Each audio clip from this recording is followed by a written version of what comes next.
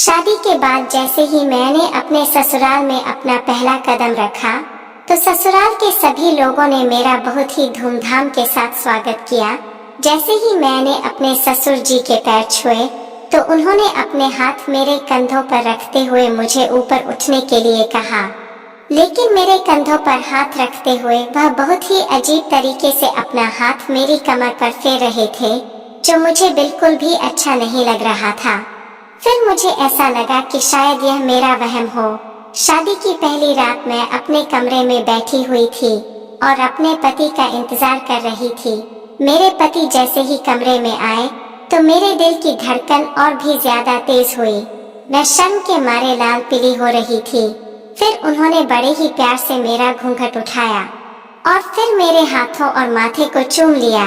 उनके होठों की छुअन से मेरे पूरे बदन में ना जाने एक अजीब सी लहर दौड़ पड़ी। लेकिन तभी अचानक हमारे दरवाजे के बाहर से कुछ गिरने की आवाज आई। हम दोनों एकदम से घबरा गए और फिर मेरे पति ने जल्दी से जाकर कमरे का दरवाजा खोलकर देखा तो वह देखकर हैरान थे कि दरवाजे के बाहर मेरे ससुर जी खड़े हुए हैं। अपने ससुर को इस तरीके से दरवाजे के बाहर खड़ा हुआ देखकर मुझे बहुत ज्यादा हैरानी हुई। फिर मेरे पति ने अपने पापा से पूछा, पापा आप यहाँ पर, आपको कोई काम है? मेरे ससुर जी ने थोड़ा आसा घबराते हुए कहा, अरे नहीं बेटा, बस मैं तो यह देख रहा था कि सब कुछ ठीक है या नहीं। फिर मेरे ससुर जी वहाँ से हड़बड़ाते हुए चले गए और मेरे पति दोबारा से कमरे में आ गए और फिर हम दोनों अपनी सुहागरात पर एक दूसरे की बाहों में खो गए। सुबह होने पर मैं जल्दी ही नहा धोकर तैयार हो गई और पूजा करने के बाद मैंने घर के सभी लोगों को आरती दी।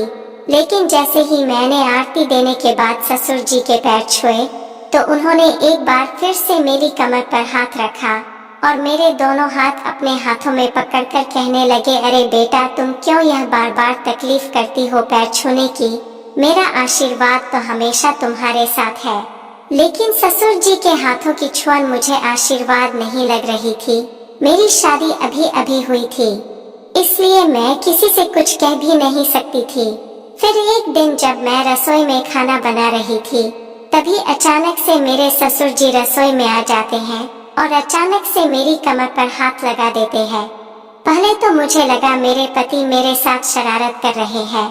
मैंने भी उसी अंदाज में उनसे कहा, क्या कर रहे हो, छोड़ो ना, कोई देख लेगा। लेकिन जैसे ही मैं पीछे मुड़ी तो मैं एकदम से अपने ससुर जी को वहाँ पर देखकर घबरा गई। मैंने अपने सर पर पल्लू को ठीक करते हुए कहा, पापा आप यहाँ पर। फिर मेरे ससुर ने मेरा पल्लू मेरे सर से खींचते हुए कहा, अरे बहू, क्या तुम पुराने जमाने की तरह सर पर पल्लू वल्लू रखती हो? नया जमाना है, देखो ना, पल्लू रखने से तुम्हारी यह पतली कमर बिल्कुल भी दिखाई नहीं देती। फिर मेरे ससुर ने मेरा पल्लू एक तरफ करते हुए कहा, तुम्हारी यह नाजुक कमर ऐसे ही दिखती हुई अच्छी लगती है। इसको देखकर तो बस मेरा मन ऐसा करता है कि मैं हमेशा इसको बस छूता ही रहूं, देखता ही रहूं। अपने ससुर के मुंह से अपने बारे में इतनी बुरी बात सुनकर मुझे बहुत तेज गुस्सा आ गया और मैंने उस वक्त ये भी नहीं सोचा कि सामने मेरे पति के पिता खड़े हैं। मैंने गुस्से में आकर कहा, पापा जी आप यह कैसी बातें कर रहे हैं? मैं आपकी बहू हूँ और बहू बेटी समान होती है। आपको अपनी मर्यादा में ही रहना चाहिए। मेरे मुंह से अपने लिए ऐसे शब्द सुनकर मेरे ससुर जी एकदम से गुस्से में लाल पीले हो गए और फिर उन्होंने मेरा हाथ कस के पकड़ लिया और अपनी तरफ खींचते हुए कहने लगे, मुझे ऐसा लगता है बहू, जैसे तुम पर जरूरत से ज्यादा गर्मी आ रही है और तुम्हारी गर्मी मुझे ही निकालनी पड़ेगी। मैं अपने ससुर से अपने हाथ छुड़वाते हुए कहने लगी, पापा जी आप मेरा हाथ छोड़िए अभी, वरना मैं चिल्ला कर सबको यहीं पर इकट्ठा कर लूंगी। लेकिन मेरे ससुर ने मेरा हाथ तब भी नहीं छोड़ा। फिर मैंने गुस्से में आकर अपने पति को आवाज लगा दी। फिर वो जल्दी से मेरा हाथ छोड़कर वहाँ से डर के मारे भाग गए। मेरे चिल्लाने की आवाज सुनकर मेरे पति घबराते हुए वहाँ पर आए और कहने लगे, अरे क्या हुआ, तुम इतने जोर से क्यों चिल्लाई? फिर मैंने बात को संभालते हुए कहा कि मैंने छिपकली देख ली थी, इसलिए उसको देखकर मेरे मुंह से चीख निकल गई। इतना सुनकर मेरे पति बोले कि एक छिपकली से इतना डर लगता है, और बात वहीं पर आई गई हो गई। लेकिन मैं शर्म के कारण ये बात किसी से भी बता नहीं पाई। लेकिन मेरा ये सब किसी से न बताना मेरे जीवन में और भी मुसीबत का कारण बन गया। फिर एक दिन ऐसे ही मेरे पति और घर के अन्य लोग किसी के यहाँ शादी में गए हुए थे।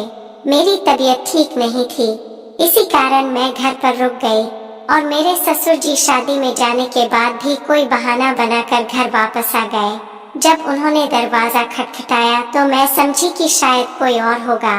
दरवाजा खोला तो देखा कि मेरे ससुर जी थे। उनको अकेले घर में देख मैं डर गई और पूछा कि आप शादी से वापस कैसे आ गए? तो मेरे ससुर जी बोले कि तुम घर में अकेली हो तो मैं शादी में जाकर क्या करूँगा, तुम्हें कंपनी देने मैं वापस आ गया। उनकी बातें मुझे अंदर तक डराने लगी थी। फिर उन्होंने दरवाजा अंदर से लॉक कर दिया और बोले कि उस दिन तो बहुत चिल्ला रही थी, अब किसे चिल्लाकर आवाज दोगी? मैं डर के मारे पसीना पसीना होने लगी और डर के मारे दौड़कर अपने रूम की तरफ भागी। लेकिन उन्होंने मुझे पकड़ लिया और मुझे उठाकर अपने रूम में ले गए। मैं हाथ जोड़कर माफी मांगने लगी कि मैं आपकी बहू हूँ और बहू बेटी समान होती है। लेकिन उस समय उनके सर पर कुछ और ही सवार था और उन्होंने मेरी एक भी बात नहीं सुनी। और मेरे साथ उस दिन जो हुआ उसके बाद मैं किसी को अपना मुंह दिखाने लायक नहीं बची। मेरे ससुर जी ने मुझे बहुत ही अधिक दर्द दिया।